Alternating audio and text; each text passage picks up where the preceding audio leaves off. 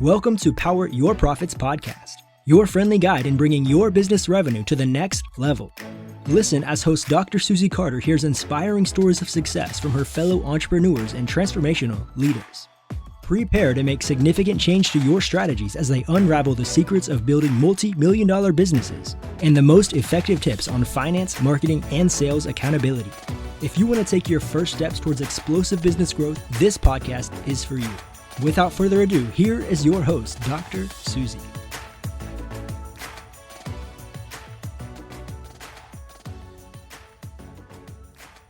Want to learn how to leverage relationships?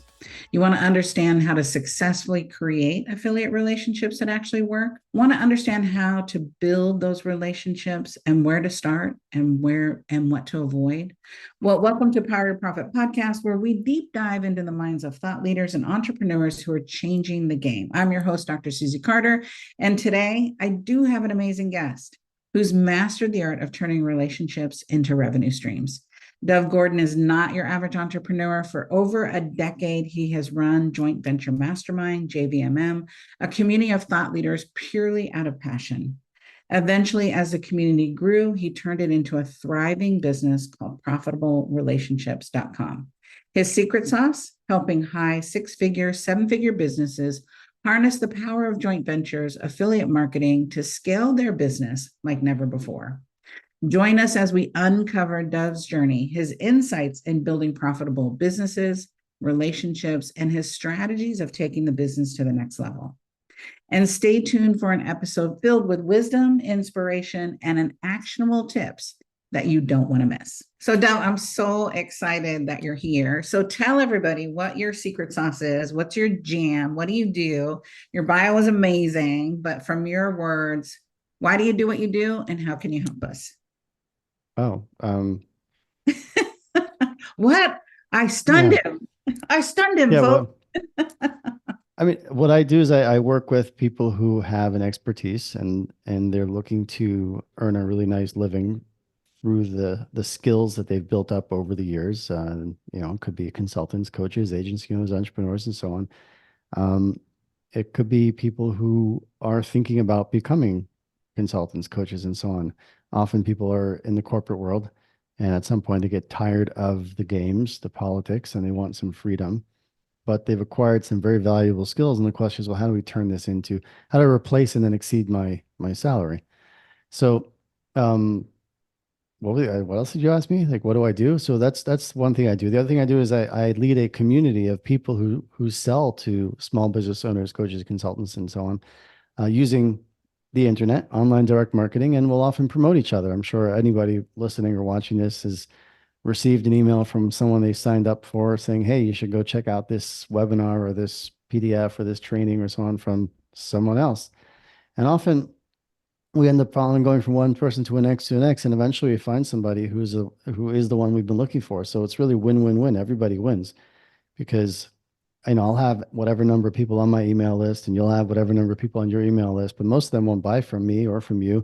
But they're looking for something. So people on my list might be looking for you, and people on your list might be looking for me. And even if we sell very similar things, we're different people. We approach it differently, and we'll resonate with different people. So there's a lot of value in, expanding the pie by introducing each other to our audiences. That's our JVMM, or at ProfitableRelationships.com, which we've had the honor of having you as a member. So, yeah. So tell us about really when you look at what's the best way to start building a referral network, because I know that everyone's talking about it, and there is that kind of charlatan conversation around affiliate marketing. Just have someone mail for you and sit back and rake in the cash. Right. So if there's or an affiliate network or joint venture network, as opposed to affiliates, or rather referrals. I think you said referrals, right? So they're different things in my view, right? So referrals, if you are mostly selling a service, an accountant, a lawyer, a marketing consultant, or whatever kind of operations expert, whatever you do, and every client has a relatively high value. Referrals are, of course, a fantastic way to get started, and it's also something to nurture and continue to develop over time. An affiliate or joint venture partners, as that's what we're really doing online, is a little bit different as I see it, because essentially it's not that, oh, Susie, you do X, Y, and Z. I know someone who needs that. Here, let me make an introduction. It's similar idea, but in mass. Yes. Whereas, hey, Susie, you've got this wonderful program that you help these types of business people with. I've got this, audience online, email list, social media platforms, whatever it is, um, and you're offering this really, fantastic free training or workshop. Why don't I introduce them, right? And they would come to your website, sign up on your list, and then you get to educate them and so on. And perhaps whatever our arrangement might be, maybe you'll send me a commission later on. Maybe in turn you'll promote me to your audience, or vice versa, or both. And that's really an affiliate. So we can talk about both. I'll talk about affiliates, right, or joint venture partners first, because that's my main focus. And I think the big mistake, as you started to talk about, that people make really is they want everything given to them or done for them. It's not about that. In JVMM, what we see, the first thing we look for is it's not about what can you do for me, right? We say it's relationships first. Right. It's what are you trying to accomplish, and how might I help you get to what you're trying to accomplish? That's my interest. Because if I come at this thinking like, oh, how can I get Susie to promote me? How can I get everyone to promote me? Well, the only real honest answer, especially if you want them to come back and maybe promote you again in 6 to 12 months, is to think about them first. And that's just, like the rest of life, you so that's relationships first. It's about investing the time to build those relationships. The problem, of course, is that it takes a lot of time to build relationships, to get to know people. So that's why there's a lot of value in the fact that I curate the community, I curate the network. Yeah. And that's a lot of what people are looking for, and that's why they join.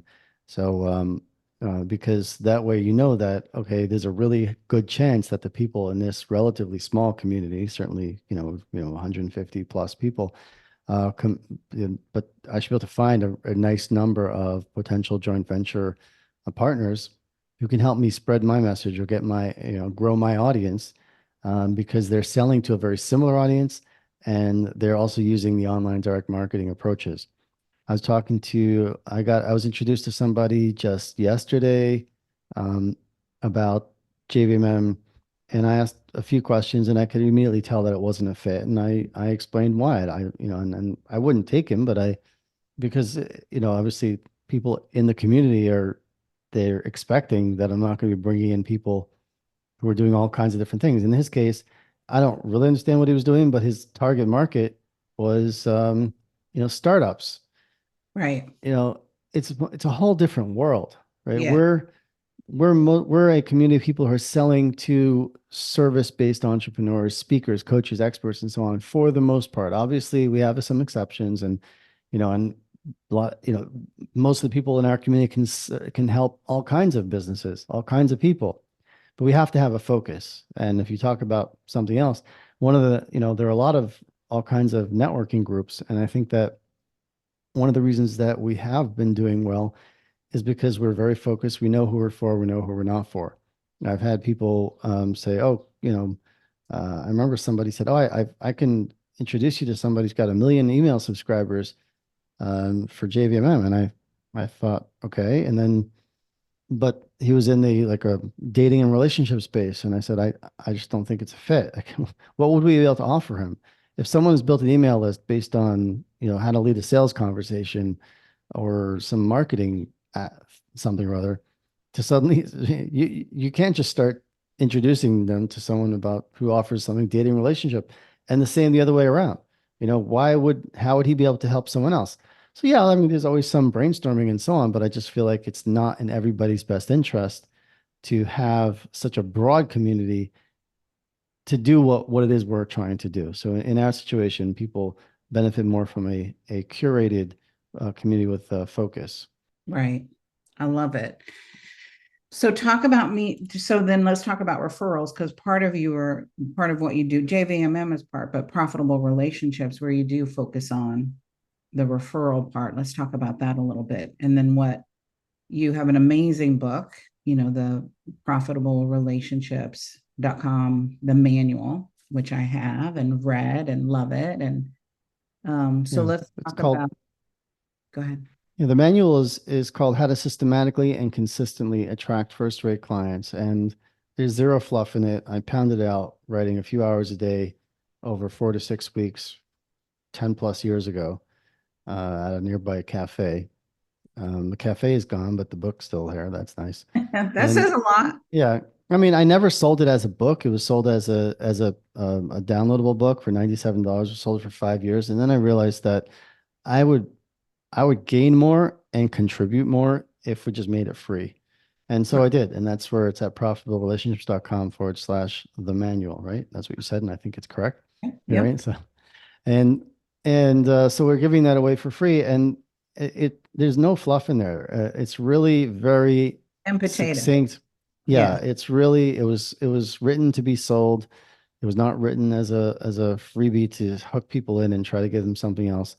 The way I like to think about things is it's really to get to the fundamentals, like what are the underlying principles? So for example, everyone knows you need to have a marketing funnel, right? You need to have a marketing funnel. But then, okay, what does that mean? And then if someone isn't savvy enough or doesn't have enough experience, um, I really prefer they don't learn the hard way like most of us have to. But to some degree, we all are trying to save somebody else from having to repeat our own experience. On the other hand, we all have to go through our own experience in order to learn. So, ideally, life is a meeting somewhere in between where we can balance needing to learn for ourselves with also having learned from others. So, um, the idea of a marketing funnel, for it to work, you need to understand that fundamentally, it for someone, your ideal client, to go from total stranger to happily handing over you a nice 5, 6, or maybe even a 7-figure project, depending on what you sell. They only need to answer yes to 3 questions in their mind. So first question, I'll mention this because this could be helpful for people. This has been a light bulb moment for many. The first question anybody asks when they come across you, whether it's an ad you're running on Facebook or TikTok or whoever, or just a video or a post, whatever it might be, or if you're speaking at a conference, or if they walk down the street and you're standing on your soapbox preaching, right? The first question they ask is, should I pay attention? Is it interesting? That's, whether conscious of it or not, it's the question that we all ask. We all ask that question, whether we're conscious of it or not. Should I pay attention? Is it interesting? And as soon as our brain answers, yes, that is interesting, then instantly we have a new question, which is, okay, you got me interested, but can I trust you? Who are you? Can I trust you?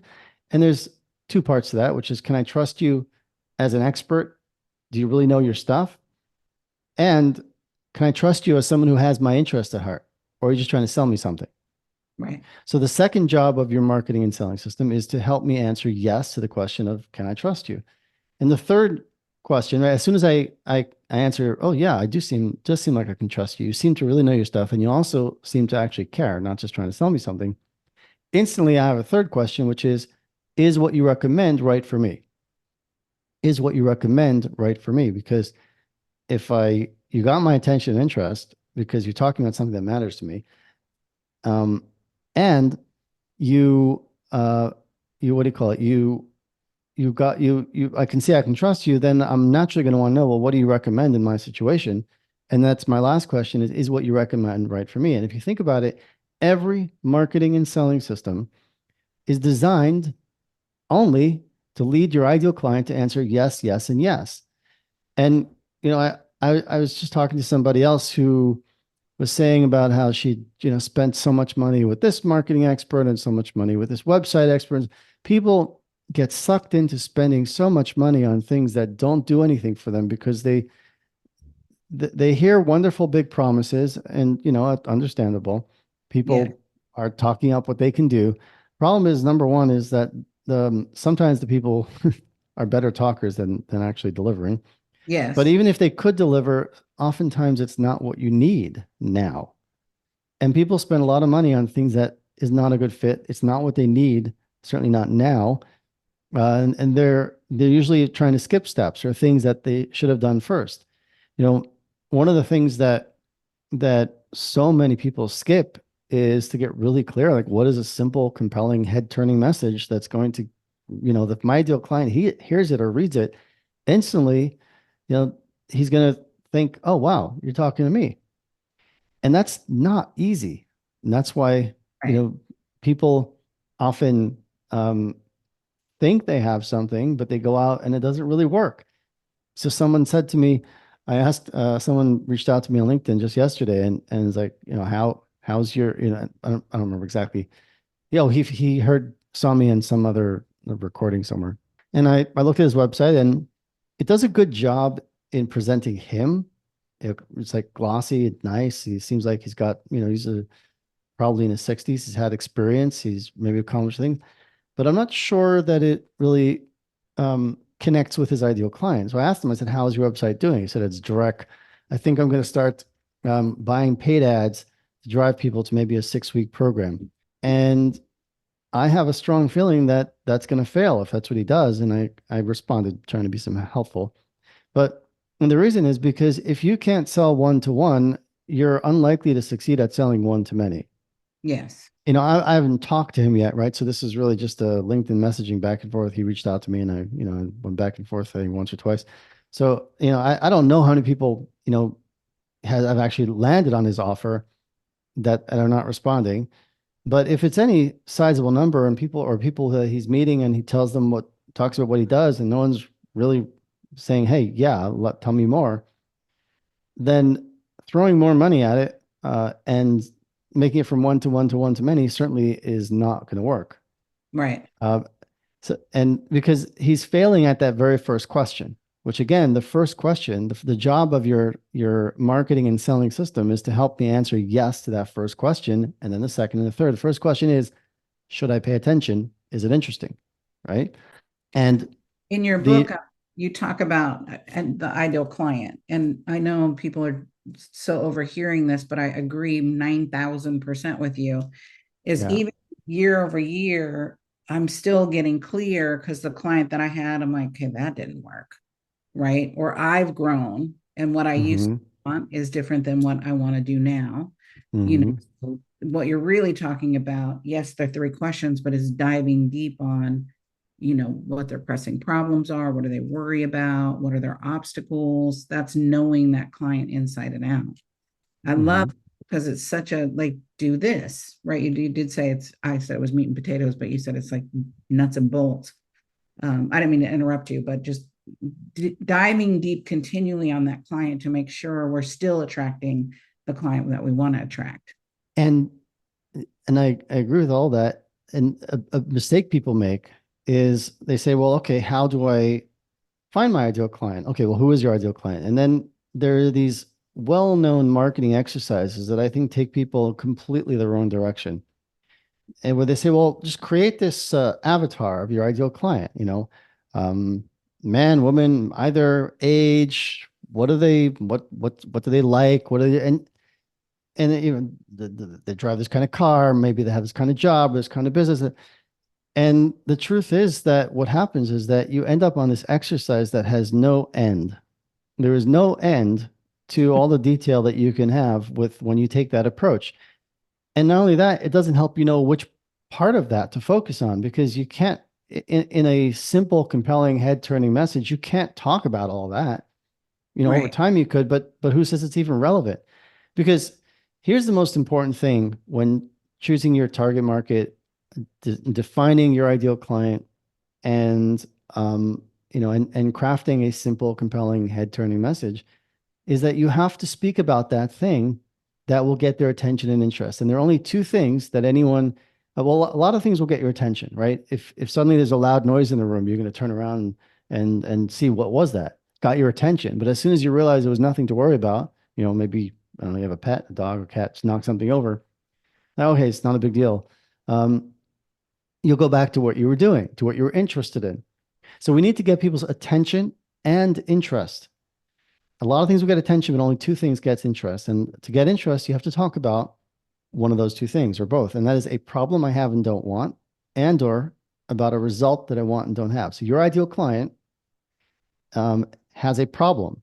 There's a problem they have and don't want, result they want and don't have. And if you talk about one or both of those things, you'll immediately get the attention and interest. The thing is, you have to talk about it in the way they are thinking about it. So, let me just, an old example that just popped into my head is, someone once said to me, okay, what's the problem? I asked them, what problem do you help solve? What result do you enable? I said, well, I help companies have cash flow problems.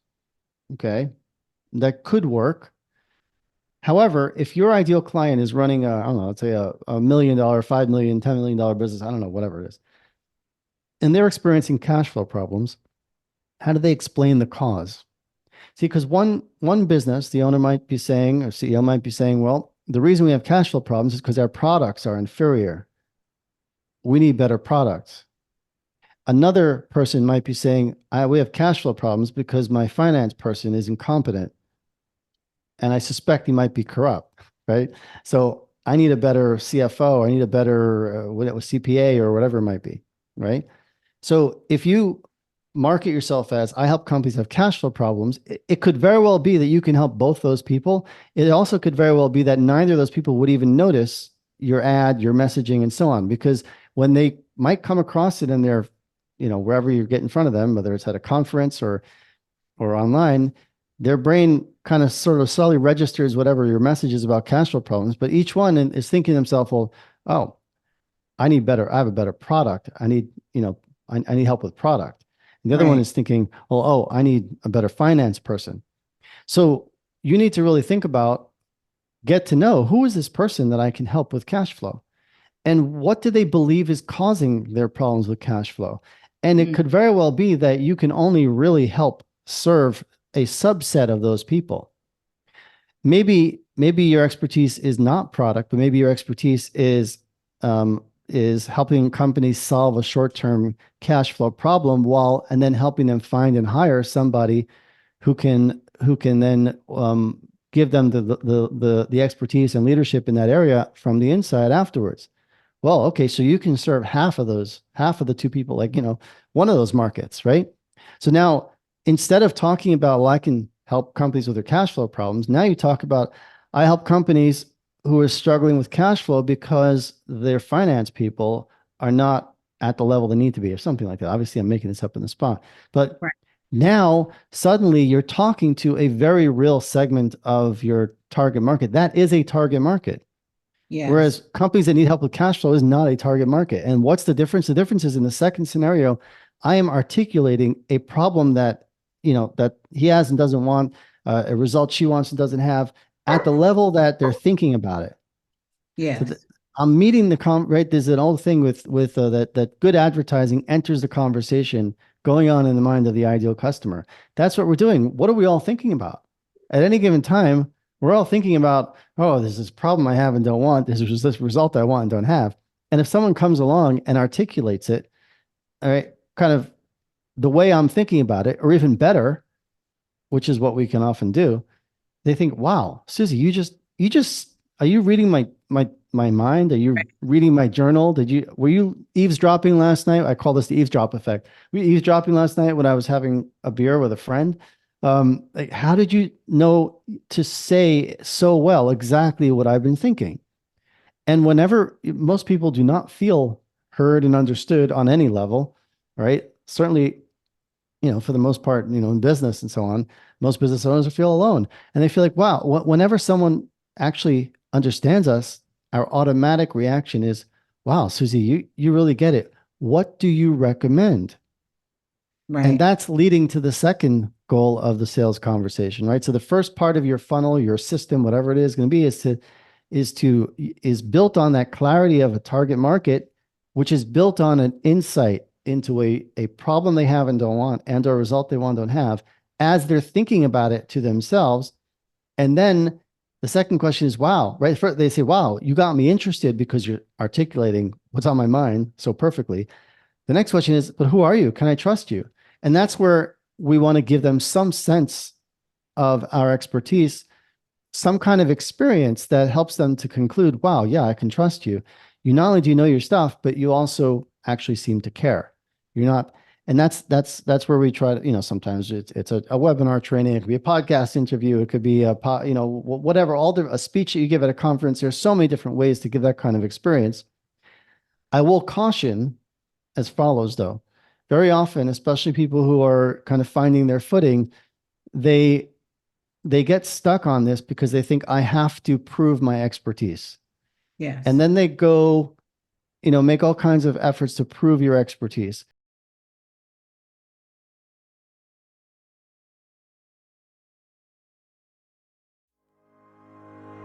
Are you tired of pouring resources into strategies that don't work? Say hello to Dr. Susie Carter, your future fractional COO. With Dr. Susie in your corner, your business can skyrocket to 7 figures and beyond. With a track record of creating thriving businesses, trust that you are in good hands.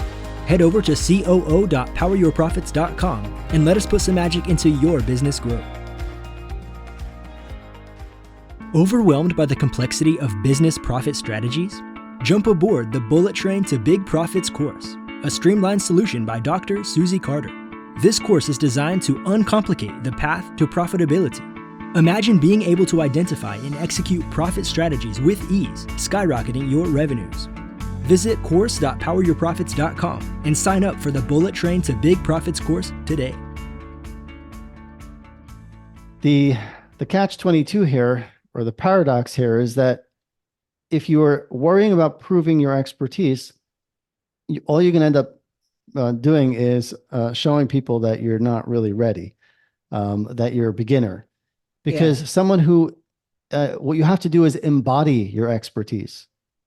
You have to be that expert and then communicate as that expert. If you're worried about whether you're getting across or not, you're not communicating. You're not going to have the effect that you want. So anytime you start to think about, well, I need to demonstrate my expertise, I need to prove that I'm an expert, take a step back and say, okay, if I genuinely was there, how would I be conducting myself?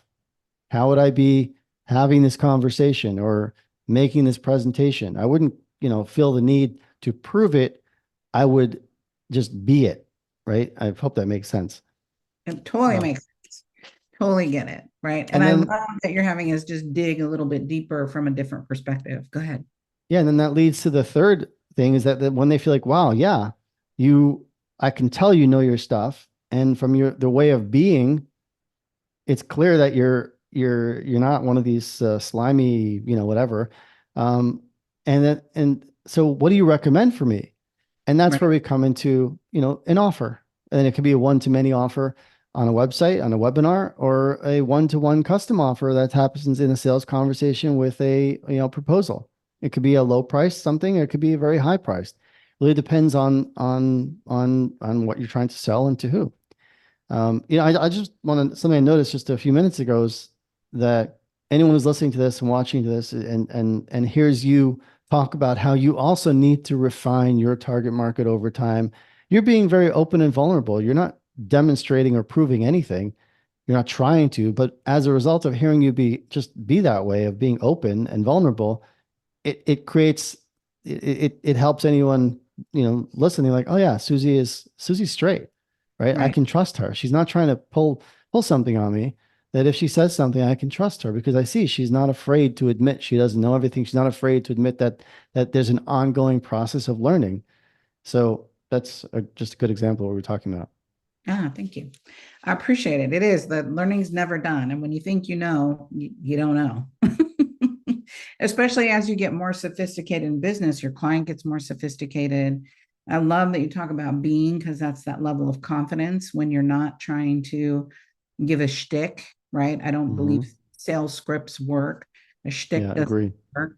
Your elevator speech doesn't work. You have to know what you do, speak from the heart. There's format and structure around it, but there are the authenticity in the kind of business we do, you do, and I do, right? I think it's probably true for any kind of business. Well, I think people are looking for a quick fix, and neither one of us do a quick fix, because all the work you have to do to have a sustainable business, a profitable business, that's the work we're talking about, is long-term success, not short-term gain. Because we've all seen people, and I've fallen victim to it many times. I just get excited about someone, sprinkle fairy dust and they can fix it. And But you're right. Maybe I didn't do the work that I needed to do on the front end, just being not lazy, but too busy to give the information that a really good marketer needs so that they can do Right. their genius, right? And that's what we're talking about. It seems so elementary, but it's so not elementary, right? And so There's I that old, go ahead. yeah, no, I mean, it's the basics, right? It's just the basics that add up, in martial arts, right? Just the punches, the black, this is an old thing, right? The black belt is practicing punches like the white belt. It's just that it lands differently because it's been Yeah, practiced. It's got the form is so well honed. But yeah, and you're pointing to something, I think is spot on, is that we all want the flashy, the exciting, and the shortcuts. We're all guilty. We all want that. right, Um, and at some point we hopefully learn, at least in specific areas of life, that there aren't any. And then right. we can go on, even though we understand it here, we still might be trying to play that game over there, so Yeah. somewhere else. And but that's life. So let's talk about the way that you personally, recover from failure and how you coach your clients of how they recover from failure.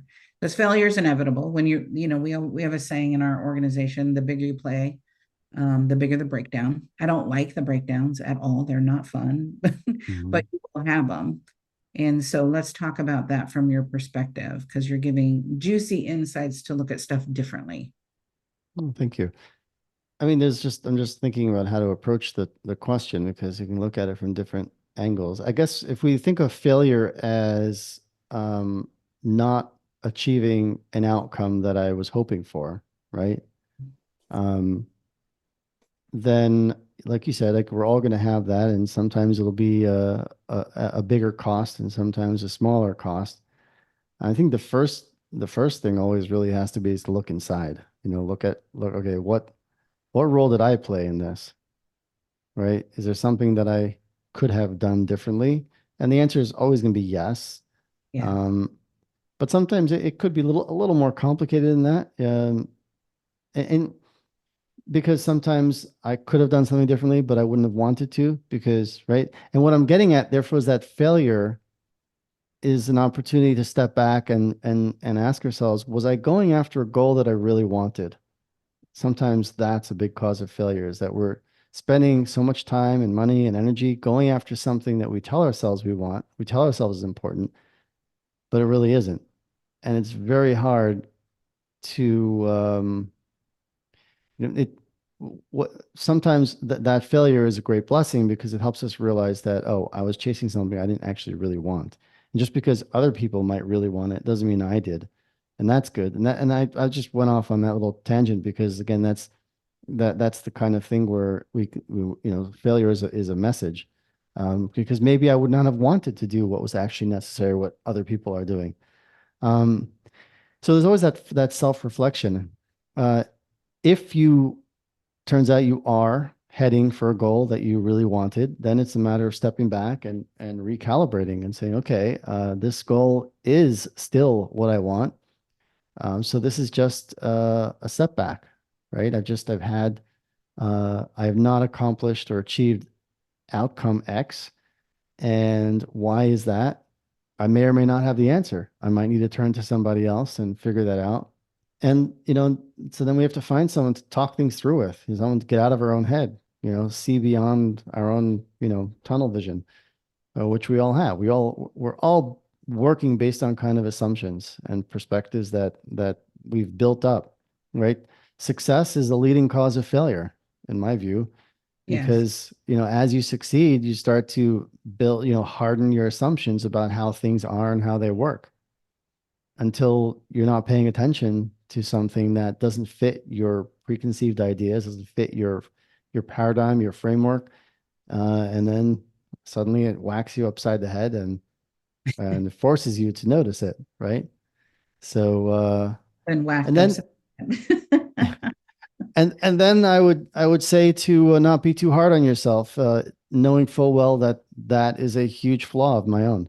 Um, Yeah, tend to be way too hard on myself, and I tend to try to as a coach, as a consultant, I know one of my weaknesses is really I used to have a a picture of Abraham Lincoln on the wall in my old office because he has a great quote. He says, "The worst thing you can do for those you love is that which you could and should do for is that which they could and should do for themselves. The worst Mm, thing you could do for those you love is that which they could and should do for themselves." And when you're a lot of coaches, like they really want their clients to succeed. A lot of consultants, same thing. Anyone who's in an expertise based business, the problem is you cannot do their job for them. And often we extend ourselves too far. We try to take on more and more. It's like if there's two ends of the stick and I try to carry my end and it's not possible for me to carry your end. And that's right, a mistake that we've all made as clients, like you talked about. It's like sometimes we hire somebody, maybe we weren't ready for it, but we're not doing enough on from our side to make it work. right. And the other person can't, or the other company can't do our part. You know, I was talking to somebody else who's making a shift in her business after 20 years. She just said, like, I'm just tired of this. Is that we, they have an initial fee, Yep, not, a few $1,000s, not a lot. And then people are able to stick around for pretty much as long as they want. And when they're ready, they go on to the next stage. It's like, I'm just tired of getting up there every week and leading calls and people who have been with us for 2, 3 years and they haven't taken the next step. right. I want to deal with people who are doing things, not people who are just coming to hang out. Yes, Um, and because we can't do that for them. right. So I completely don't remember how I got onto this, but you know. Well, I think that's the wake up call, right? To go, well, how do I pivot? What's the next? What I love about JVMM is you do need peers of people that have walked in your shoes, and the people that you've curated, you can go, who's been here that I can reach out to, right? Mhm, Who's been here that I can say, hey, here's what I'm going through. What insight do you have, or can you point me in the right direction? Because we all need that. We all need a group of people that are willing to support you from a standpoint, not just market your business, right? To me, what's more valuable than marketing my business is the brain share and the trust of the people that are in the group to go, how do I navigate through this process? That's worth its weight in gold. If we mhm, think about the learning curve, when I'm in failure, I'm always looking now as what am I learning? What am I learning? What am I learning? And so it allows me to take the failure and not beat myself up, like put the stick down, right? Because we all pick up the stick and hit ourselves over the head to go, I'm learning something here. I just had a failure in my eyes. And I realized that I didn't want the client. I knew early on the client wasn't right, right? They negotiated the fee down up front, right? I took so much compromise because I loved the person, loved the message. We've worked together in the past, but I compromised so much of myself. And that in the relationship, it wasn't equal. And so I was like, what did I learn? Well, I learned that I should listen to the whisper. I learned that I ignored all the red flags, which then had it kick me in the face, right? Or feel like it kicked me in the face. It did mhm. kick me in the face. I didn't listen, which if anybody knows me, Dove, when I got married, my grandma pulled my husband aside and said, I don't know why you're marrying her. She don't listen. Oh, that was a good one. And so Thanks, whenever Grandma. I know, right? I'm like, not on the wedding day. Not, you don't say that right now. She's like, one last time to peace out. But to go, oh, I didn't listen to myself. I didn't listen to that gut. I didn't listen to, and that's happened, over and over. I think any business person can look at that in their career and go, there was a little whisper.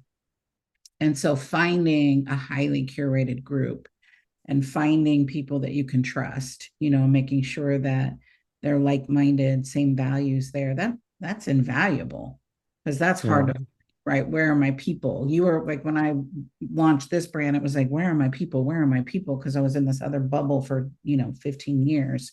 Mhm. By my people, I don't know where my people are. So, um, Yeah. so anything else you want to share with us before you go, Dove? This was so juicy, right? So many Well, layers and so many levels, and we could just go on forever, right? no, You're thank you. I mean, I just I I guess that it's really just a matter of I really like what you said actually. It actually landed very well for me about like what am I learning? What am I learning? I have something specific in mind, but um You can share. and that Specific. it's not that important. Okay. No, just something that I'm in the midst of. So Oh, maybe gotcha. afterwards, Yes, maybe after. I afterwards. can share when I'm Yeah. in it. Afterwards, I can go, okay, that Yeah. was cool. In the midst, it's more Yeah. like therapy. After, it's more like Yeah. a lesson that I could Yes. share, right?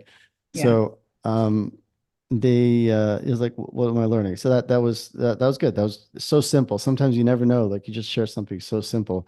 And but what it did for me was just shift kind of reframe my own way of thinking about this just enough, and I think in a great way. So thank you. Thanks for having me here. You're And welcome. you definitely, become a very good listener over the years since I know you. So, and the Thank you. evidence was here today. That's for sure. I talked.